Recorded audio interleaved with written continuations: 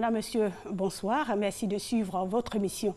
Ça fait l'actualité. Le viol est l'acte par lequel une personne est contrainte à un acte sexuel par la force, surprise, menace, ruse ou largement sans son consentement. Il cause des traumatismes physiques, biologiques et psychologiques.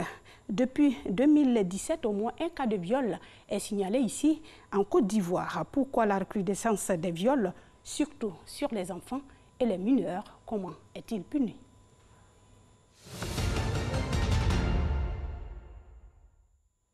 Nous aurons des réponses à ces questions avec deux invités, mais avant de les retrouver, suivons ensemble ce reportage qui traite de viols sur mineurs et enfants.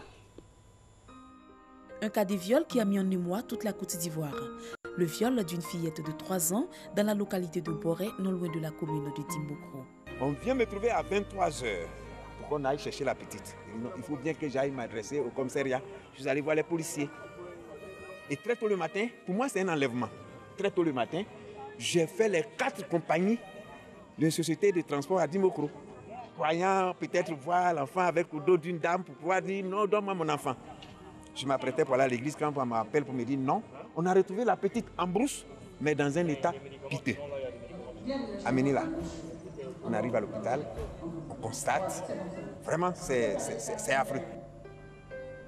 Malgré sa prise en charge, la victime est décédée des suites de ce viol sauvage. Une autre victime, une mineure de 12 ans, tombée enceinte des suites d'un viol, le 31 décembre 2018, a donné naissance à un bébé dans des conditions difficiles. Le 31 décembre, ma fille est partie rester dans sa patronne m'avait dit qu'ils allaient veiller. Mais à minuit, je sors, la petite était couchée dans la cour, en tout cas, tout gâté. Elle avait bu, donné à boire, elle était saoulée, l'ont violée. J'avais honte de dire à les gens qu'ils ont violé ma fille. Le lendemain matin, j'ai commencé à la traiter indigénant parce que je n'avais pas de sous. Mais c'est pas que bon, elle allait tomber enceinte.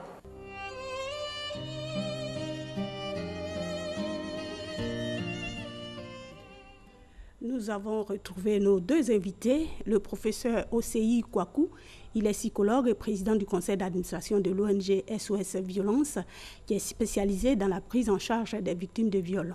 Bonsoir, professeur. Bonsoir, madame. Merci d'avoir accepté notre invitation. C'est nous qui vous disons merci. Avec le professeur Osei, madame Emilienne Koulibaly, elle est juriste, directrice de l'ONG Dignité et Droits pour les enfants en Côte d'Ivoire. Bonsoir, madame. Madame, bonsoir. Merci d'être des nôtres. Vous venez de suivre le reportage avec moi. Tout de suite, je m'adresse au professeur Osei Kwaku. Vous qui avez à charge les victimes de viols, quelles sont les causes d'un viol? Merci, madame. Il faut dire que les causes des viols sont multiples. Ces causes sont multiples dans la mesure où l'homme même est un être complexe. Du fait de son intelligence, il y a des choses qui se passent dans son esprit et que personne ne peut deviner, a priori. Donc, on va se rendre compte que certains vont violer pour faire mal à d'autres. D'autres vont violer parce qu'ils sont incapables de maîtriser leur pulsion sexuelle, alors que normalement, un homme qui évolue en société doit pouvoir vivre en harmonie avec les autres. Ou ils sont immatures du point de vue affectif, qui les amène effectivement à ne pas avoir confiance en eux. Et comme ils n'ont pas confiance en eux, tous les processus de courtiser une femme, tout ça, ils en sont incapables. Ou bien parce qu'ils manquent de respect ou de considération pour la femme elle-même, ou bien pour l'être qui est en face de lui. Ils sont tellement dans une tendance de domination de l'autre. Tellement ils se considèrent plus forts, plus importants que l'autre, donc il faut soumettre l'autre à ses désirs, à ses pulsions. Donc manque de considération pour l'autre. Et comme nous sommes dans un contexte culturel africain aussi, on va voir qu'il y a certaines personnes qui sont à la recherche de certains pouvoirs mystiques, qui vont les amener effectivement à commettre ces genres d'actes aussi sur d'autres personnes. Donc il y a une variété de causes qu'on pourrait énumérer. Est-ce qu'on pourrait qualifier cet individu-là d'un individu anormal? Bien entendu, Parce que comme je l'ai dit d'emblée, un homme, normalement, la société, c'est vrai, l'instinct, la sexualité, on partage cet instinct avec les animaux. Mais l'homme a réussi à socialiser ses instincts, ou son instinct sexuel. Donc, lorsqu'on est incapable donc, de vivre ou de contrôler cet instinct sexuel-là, on rentre dans l'animalité et on rentre dans la perversion qui nous emmène effectivement à rechercher des êtres plus fragiles qui sont, on pourrait dire, qui n'ont pas de défense pour assouvir ces pulsions. C'est une faiblesse, c'est une perversion et c'est inadmissible, inacceptable. Alors, Madame Emilienne Kwaku, le procès Emilienne Koulibaly, excusez-moi, le procès vient de donner les causes. Selon vous, qu'est-ce qui peut pousser un individu à poser un tel acte? Il a dit, c'est le problème psychologique, au niveau psychologique, mental et autres. Et surtout, on pourrait qualifier peut-être de rituel parce que tout un chacun aspire à un mieux-être. Et sûrement qu'on leur demande de pouvoir passer par ces enfants-là pour pouvoir avoir à atteindre un certain poste, une certaine je pense, ascendance dans la société, au niveau de la société. Et je pense qu'il y a aussi le fait que, comme les enfants généralement sont sans défense, et j'ai plus de force à pouvoir m'exprimer sur ces êtres vulnérables-là que face à peut-être une femme un peu plus mature. Donc il y a de multiples causes, mais c'est ce qu'on peut citer généralement pour entre autres, voilà. Nous avons parlé de traumatisme physique, biologique et psychologique. C'est ça? Comment est-ce que ces traumatismes-là se présentent? Les traumatismes à la suite d'un viol, on pourra dire que toute personne est automatiquement, je pourrais dire, traumatisée. Oui. Nous avons le plan moral, nous avons le plan physique. Je pourrais prendre dans le cas des enfants. Un enfant qui est violé refuse, ne peut plus émettre un son. Il ne peut plus parler. Il lui arrive d'être muet. Muet. Voilà. Il refuse de parler parce qu'on a été confrontés à des cas. Des enfants qui sont muets, qui refusent de parler. Des enfants qui se replient sur eux-mêmes. Des enfants qui refusent comment je pourrais dire, d'être sociables parce qu'ils refusent d'aller avec les autres amis pour s'amuser. Ils restent enfermés sur eux-mêmes, repliés. Comment on appelle? Je pourrais parler aussi des traumatismes physiques. L'enfant peut être handicapé à vie. C'est ça, physique. Nous avons des déchirures. Et cet enfant, lorsque les parents en face n'ont pas de moyens pour prétendre à une chirurgie plastique, donc vous imaginez. Demain, ce sont des complications, non seulement elle, la personne, bien sûr, dans sa vie sexuelle. Elle ne pourra plus peut-être enfanter. Elle pourra plus, donc vraiment, c'est des multiples conséquences que nous vivons avec les enfants victimes de viol. Professeur Osei, ce sont des stigmates que les enfants portent à vie. Bien entendu, oui, parce qu'un enfant, il est en construction. Et lorsqu'il subit de telles atrocités, ça marque, on pourrait dire, un frein à son épanouissement normal. Et c'est en cela qu'il est important, effectivement, de lutter contre ces phénomènes-là. Donc les conséquences, elle en a parlé, il y a les infections qui vont, vous voyez, un enfant qui peut être infecté du fait d'un viol durant toute sa vie, c'est des choses vraiment difficiles à supporter. Du point de vue psychologique, la scolarité va prendre un coup parce qu'on manque de motivation par la suite pour continuer les études, on a des troubles de mémoire et ce type d'enfants risquent quelquefois de rentrer aussi dans un circuit de prostitution aussi parce qu'ils peuvent devenir frigides, elles peuvent avoir peur des hommes, donc elles ne pourront plus former un couple, etc., etc. Donc c'est des stigmates, on pourrait dire, qui peuvent marquer pendant longtemps ces enfants si effectivement rien n'est fait après ces actes-là. Vous l'avez dit, si effectivement rien n'est fait, mais vous faites la prise en charge de ces victimes. Nous savons que l'extrême, c'est la mort. Mais quand cette prise en charge est faite correctement, est-ce que il y a un espoir que l'enfant guérisse? Oui, lorsque ça se fait très tôt, les chances de réussite ou bien de resocialisation sont plus élevées que lorsque ça prend du temps. On a pu constater aussi que du fait de la sexualité qui est un tabou dans nos sociétés, souvent les enfants sont victimes et n'osent pas en parler autour d'eux. De sorte que ça peut les ronger pendant longtemps. Et en les rongeant pendant longtemps, ça se développe, ça crée beaucoup plus de traumatisme, de conséquences à leur niveau. Donc, lorsque rapidement un tel enfant est pris en charge, je pense que les chances de guérison sont plus élevées. On peut avoir une estimation de ces chances-là? Oui, ça, on pourrait dire, ça dépend. Vous voyez, il y a des séquelles aussi. De la gravité. Ça dépend de la gravité. Il y a des séquelles qui sont tellement graves que ça peut paralyser, par exemple, un enfant. Donc, les problèmes biologiques sont souvent difficiles à rattraper. Il faut avoir les moyens. Par exemple, il faut avoir les moyens. Mais sinon, du point de vue psychologique aussi, il faut effectivement avoir des spécialistes qui soient assez disponibles pour le suivi sur un long temps. Parce que c'est un processus de longue haleine, ça ne peut pas se faire du jour au lendemain. Il faut avoir de la patience. Il faut que les membres de la famille entourent effectivement l'enfant aussi d'une oreille attentive et qu'ils comprennent que la situation qui est arrivée, l'enfant peut avoir des chances de s'en sortir pour l'aider effectivement à se faire une place pour l'avenir. Nous parlons de petites filles quand on parle d'enfants, parce que la plupart du temps, ce sont les filles qui sont violées, mais il y a aussi des cas où des petits garçons sont violés. Vous avez déjà rencontré ces cas-là? Oui, je pourrais dire, parce que nous sommes, avec les enfants que nous recevons, nous avons aussi bien les petites filles que les petits garçons. Et comme le professeur disait, c'est toujours la même prise en charge. Hein.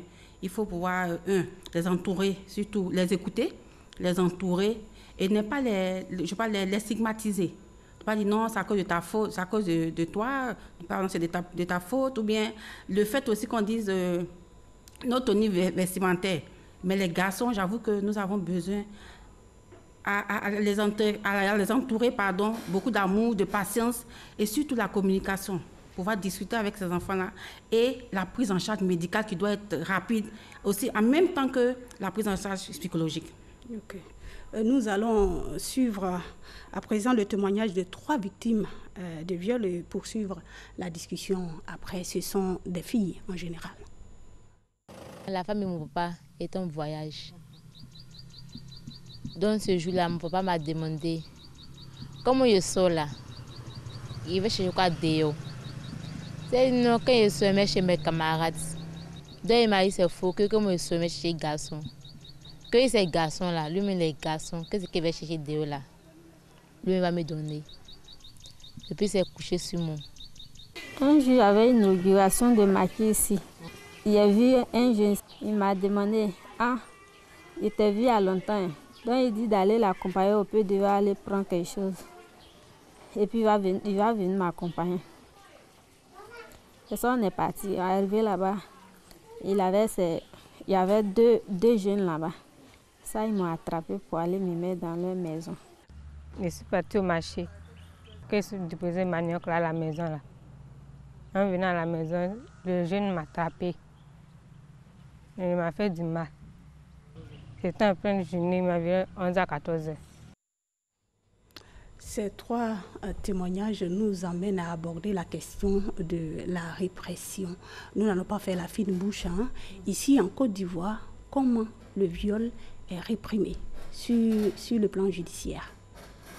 Sur le plan judiciaire, il faut dire qu'au niveau de notre pays, il y a des textes qui existent et qui répriment, qui punissent les auteurs.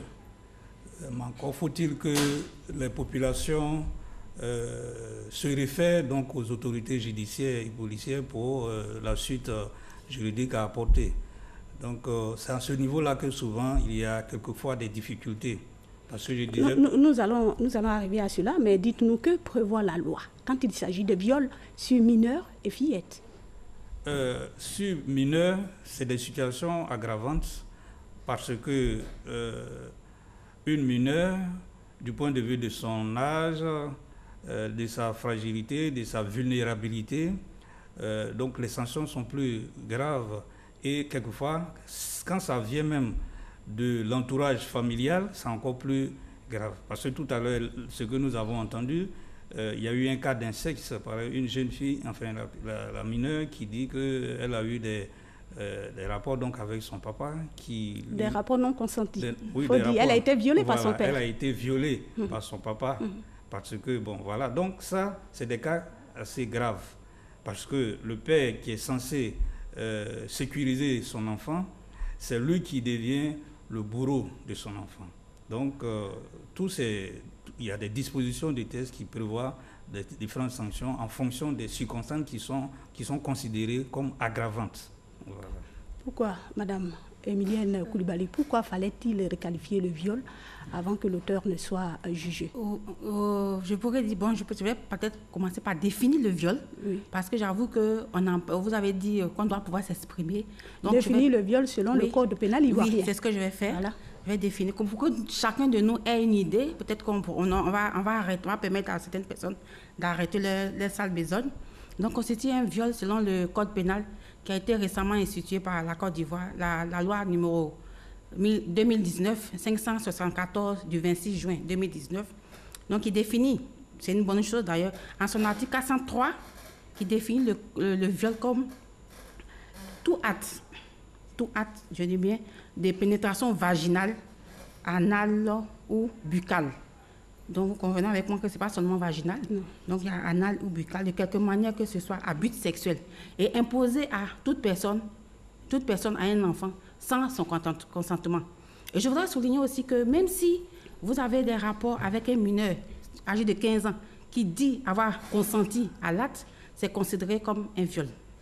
Donc, revenons à votre question. Pourquoi fallait-il requalifier le viol avant que l'auteur soit jugé? En fait, c'était pendant la période de, comment on appelle ça, je pourrais dire que nous avons connu la période trouble que nous avons connue en Côte d'Ivoire. Et je voudrais dire que le viol, étant un crime, est jugé par la cour d'assises. Et pendant cette période, nous n'avons pas pu organiser des assises en Côte d'Ivoire pour pouvoir permettre à ces auteurs-là d'être jugés. Et comme on ne pourrait pas les laisser, parce qu'avoir commis de tels actes graves, le juge qui a le pouvoir discrétionnaire, il pouvait requalifier ces infractions-là pour que nous puissions, pour que ces auteurs-là puissent subir la rigueur de la loi. Mais j'avoue que maintenant, ces choses faites, puisque toutes nos institutions sont en place et fonctionnent normalement, donc les assises, les cours d'assises ont repris. Donc aujourd'hui, toute personne qui commet un viol, tout type de viol, même sur un enfant mineur, atterrira directement devant la cour d'assises pour être jugé. Et quelle peine il encourt? Et les peines, nous avons de 5 à 20 ans pour un viol. Et lorsqu'il est commis sur un enfant mineur, c'est encore plus grave. Là, vous avez la peine à vie. Et c'est catégorisé parce que tout à l'heure dans le film, nous avons vu que la fille a été violée par son père. Donc, lorsque le viol est commis par un ascendant, par une personne proche, c'est la peine à perpétuité, c'est-à-dire l'emprisonnement à vie. Comment se fait la saisine de la justice? La justice, je pourrais dire, comme les textes le disent, c'est soit par le commissariat de police le plus proche de la gendarmerie, pour porter plainte contre Emilienne Coulibaly pour dire oui, telle personne m'a violée. Et nos autorités judiciaires se saisissent de l'affaire, font un rapport et le président dépose ce rapport devant le monsieur le procureur de la République pour qu'il puisse s'auto-saisir de l'affaire, pour qu'il puisse étudier l'affaire et pouvoir poursuivre l'auteur. En général, les victimes ne sont pas prêtes à saisir la justice. Donc, que faire? Oui, c'est vrai que les victimes ne sont pas prêtes, surtout pour des enfants mineurs, parce que qu'est-ce qu'elles connaissent? Donc, c'est moins parents ou moins, je pourrais dire, moins voisins qui ont eu connaissance de cette affaire. Je vais devant les autorités judiciaires, je porte plainte et l'affaire suit son cours. Et je voudrais préciser que même si moi, Emilienne Coulibaly, ma fille, ma fille aura été violée et que, à la dernière minute, parce que je suis venue transiger peut-être avec le professeur OCE pour dire non, pardon, le procureur, donc, une fois qu'il est informé de cet acte-là, lui poursuit son affaire. Il ne va pas dire non parce que Mme Coulibaly a dit non, elle ne veut plus qu'on juge l'affaire et puis ça s'arrête, non. Non. Donc, nous allons revenir parce que c'est un aspect très important. Donc, une tierce personne qui a constaté qu'il y a eu viol peut saisir un commissariat et le commissariat mène des enquêtes. Si c'est établi que la personne a été violée, automatiquement, le procureur est saisi. Oui, lorsque vous portez plainte, lui avec les informations qu'il a, il se réfère au procureur, parce que c'est son chef hiérarchique, il se réfère au procureur, et lui maintenant, il mandate pour qu'on fasse des enquêtes, par les instructions, pour que cette personne puisse être mise en attendant, pour ne pas qu'elle fuit. C'est clair qu'on le mettra au chaud, Le constat est que l'entourage, les victimes, ça, on peut le comprendre. Le constat est que l'entourage n'est pas prêt ou bien prompt à porter plainte. Comment amener l'entourage à porter plainte? En fait, c'est là que se situent nos actions aussi en tant qu'organisation de la société civile. Vous constatez que de plus en plus, nos actions sont orientées dans le sens de la sensibilisation des populations sur le fait de dénonciation. Il faut dénoncer. Parce que lorsque on ne dénonce pas, le bourreau, l'agresseur peut se considérer comme intouchable ou bien il peut faire cela impunément. Donc, au niveau de nos organisations, nous faisons régulièrement des sensibilisations auprès des populations, dans les communautés, auprès des jeunes, des enfants, pour leur expliquer les voies à suivre, pour ne plus rester dans le silence. Parce que plus on est dans le silence, les conséquences deviennent plus graves. Donc, pour que les populations puissent dénoncer, il faut qu'on puisse aussi leur montrer leurs droits, les recours, les voies de recours au niveau judiciaire et autres. Et c'est cela que nous attelons en tant qu'organisation de la société civile, ONG. Et donc, c'est ce qui fait que, comme vous avez pu le dire au niveau introductif, que depuis près de 2017, presque un cas chaque semaine est relaté. Mais il faut dire que c'est un phénomène on a l'impression que c'est recrudescent ces jours-ci. C'est récurrent. Voilà. Mais ce n'est pas forcément, c'est-à-dire qu'on se rend compte qu'au contraire, depuis que nous existons, depuis 1997 par exemple, c'est des phénomènes que nous constatons. Voilà. Mais seulement que les uns et les autres ne dénonçaient pas, les gens ne dénonçaient pas, et puis il n'y avait pas de possibilité de... les réseaux sociaux maintenant, la télévision qui s'en mêle, ainsi de suite. Donc maintenant, il y a beaucoup plus de dénonciations, les gens sont de plus en plus sensibilisés et ça nous permet effectivement d'atteindre les actions de justice. Voilà. Voilà. Madame Coulibaly, nous allons revenir à la justice. Il y a eu des dispositions qui ont été prises. Quelles sont ces dispositions-là? Dans le cadre de la répression. De la répression, bien sûr. Oui, comme je disais, avec le nouveau code pénal, l'ancien, on avait un peu de difficultés parce que le viol n'était pas défini. Voilà. Mais je répète, avec le nouveau code pénal qui a été pris cette année, c'est-à-dire le 26 juin dernier, non seulement le viol est défini, et nous avons de manière claire la sanction qui est affectée à tout auteur qui commettrait ces actes-là. Et ça, c'est l'article 403, mais l'article 404 vous relate les différentes conditions, 6 conditions, que vous dites les personnes qui pourraient commettre cet acte-là. Voilà la sanction. Si c'est par exemple, je prends le cas de... Par exemple, moi, comme nous sommes responsables d'ONG, nous accueillons des enfants dans notre centre et nous-mêmes, nous commettons des viols sur ces enfants-là. C'est la prison à vie. Ça, le code le relate, je pourrais le lire. Le viol est puni de l'emprisonnement à vie lorsqu'il est commis sur un mineur. Lorsque la personne est vulnérable, vous avez une vieille personne, pas de la violer. Donc ça, c'est à vie. Un handicap. Ou bien un nourrisson. Un nourrisson, oui, ça c'est oui. Un nourrisson, oui. Tu as une infirmité, une déficience physique. Donc, ou bien spécifique. Parce que je crois que c'est temps-ci, nos malades mentales, on les voit enceintes, après, donc vous voyez ça c'est lorsqu'on t'attrape, c'est la prison à vie. Pour un ascendant, comme on disait tout à l'heure, le père qui a une autorité sur l'enfant mineur. Donc, il est puni à vie. Une personne qui abuse de son autorité, je pourrais peut-être, en tout cas, toute personne qui a une ascendance ou qui menace avec une arme. Lorsque vous menacez, vous êtes armé, vous menacez avec une arme, ou bien vous avez pris des substances psychoactives pendant la drogue, vous commettez des viols, c'est clair que vous partez directement. Donc, les dispositions qui ont été prises sont récentes. Oui. Donc, il faut suffisamment communiquer de sorte que les populations soient plus à l'aise ou bien soient promptes à porter plainte. Effectivement. Parce qu'elles savent qu'au bout, il aura la peine qui va rattraper l'auteur du viol. Effectivement, j'avoue que nous avons besoin de beaucoup de sensibilisation. La population a besoin de beaucoup de sensibilisation. Sensibilisation. Oui, sensibilisation. L'ancien code, on le faisait. Mais je crois qu'il faut encore, avec la télévision, vous le faites déjà, parce que ça, c'est une forme de sensibilisation. C'est de pouvoir chaque fois demander à la population de porter plainte. Le fait que moi, j'ai situation d'une affaire et que j'aille vers les autorités judiciaires pour le faire, ils ne vont pas me condamner. Non, pas du tout. Au contraire. Au contraire, on encourage cela. Et donc, nous devons encourager les populations, les voisins, parce que c'est eux, les voisins, l'entourage, à pouvoir porter plainte. Et généralement, les gens portent plainte, hein, Madame Diké, ils portent plainte, mais ils disent, je ne veux pas que mon nom sorte. Okay. Bon, selon l'UNFPA, le Fonds des Nations Unies pour la population, en 2018, 644 cas de viol ont été enregistrés en Côte d'Ivoire avec des cas sur des bébés, des fillettes, des filles et des adolescentes. Vous voyez que les chiffres sont alarmants, effroyables. Comment peut-on prévenir les viols? Vraiment, en tout cas, vous avez dit 646, c'est beaucoup. Même un viol, c'est beaucoup. Et comment on peut prévenir? On peut commencer par la communication. Enfin, parce que tout part de la famille. Hein.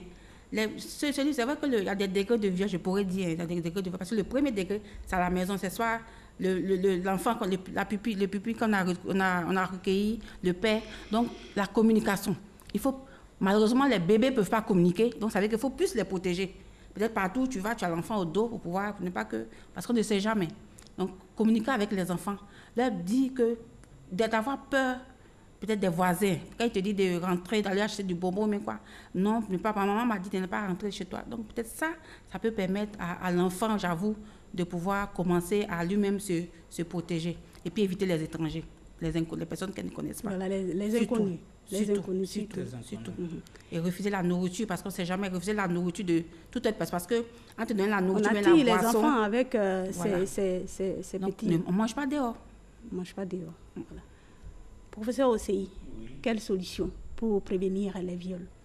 Donc, à la suite de ce qu'elle a dit, il faut la vigilance des parents. Il faut que les parents soient de plus en plus présents dans la vie de leurs enfants. C'est vrai que, en raison donc, de notre société moderne maintenant, les parents n'ont pas suffisamment de temps et ça fait que quelquefois des abuseurs, des prédateurs profitent de ces situations-là. Donc, il faut que les parents accordent en tout cas un minimum de temps à la surveillance, au contrôle des sorties des enfants et autres pour ne pas qu'ils soient exposés. Donc, nous, en tant qu'organisation, c'est dans ce sens-là que nous allons. C'est pour cela que nous organisons les communautés pour toujours les sensibiliser sur la vigilance et faire en sorte que les enfants ne soient plus, on pourrait dire, bernés, attirés, appâtés par des friandises, par exemple. Et donc, les parents aussi doivent effectivement subvenir aux besoins. Parce que la réalité, c'est que quelquefois, il y a des parents qui sont négligents. Or, un enfant, il a besoin aussi d'un certain nombre de choses. Et quand le parent est démissionnaire pratiquement, l'enfant, il est obligé de s'accrocher à des gens et qui finissent effectivement par abuser. Parce qu'en s'accrochant aux gens, on ne sait pas sur quelle personne l'enfant va tomber. Nous avons reçu des cas comme ça où, surtout une handicapée, elle a une arriération mentale, qui s'accrochait aux passants pour leur demander de quoi manger et bon, elle a été victime de viol. Okay. Merci, professeur Osei. Nous n'avons pas épuisé le sujet en 26 minutes seulement. Merci d'avoir répondu à nos questions. Nous savons que la répression du viol requiert l'engagement de tous, population et justice. Donc, n'hésitons pas à dénoncer les cas de viol et à porter plainte pour que les auteurs soient sévèrement punis. Nous étions en compagnie du professeur Osei Kwaku et Madame Emilienne Koulibaly. Merci d'avoir été des nôtres. Ça fait l'actualité et nous avons traité du viol et de sa répression. Merci de nous avoir suivis. À bientôt.